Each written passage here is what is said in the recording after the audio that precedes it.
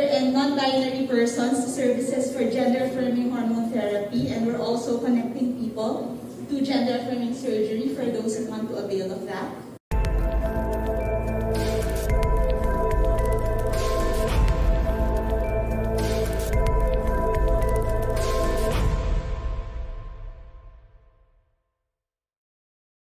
My question is, for the LGBTQ plus trials, what are the services available for under the gender and health wellness?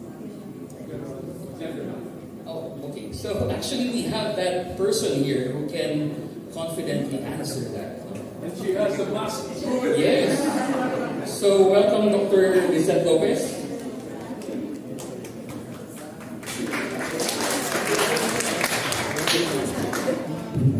Good afternoon, everyone. So regarding services for the LGBTQ, is that a particular question?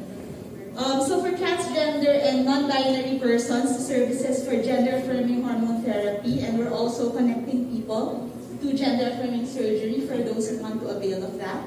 Also, of course, we're a part of our team is psychiatry for mental health services for LGBTQ persons, whether it's related to gender dysphoria or anything else, basically.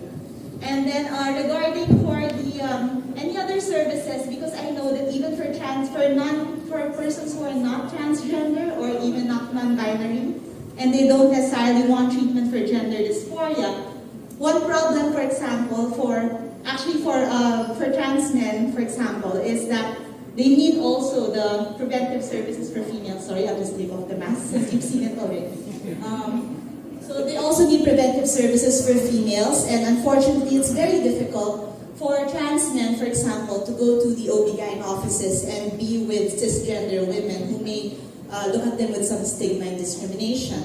As for transgender women, they would also need some services for preventive services as well, and that's where we loop in with wellness and screening for those patients, and also for any other services they require. Because remember, LGBTQ, there are specific health needs that they need that will need to be seen holistically, so that's the gender-affirming services. However, they also have health needs that they may not also be aware of in terms of screening, and that will be good for their wellness also. So that's why we loop them in. In fact, for our patients who we see, we're not just looking at them in terms of hormones, even if I'm an endocrinologist, we're also screening for diabetes, cholesterol, all of these other common problems which may not normally be seen, and we're also providing the safe space for them to be able to be seen and to be comfortable and get the services that they require.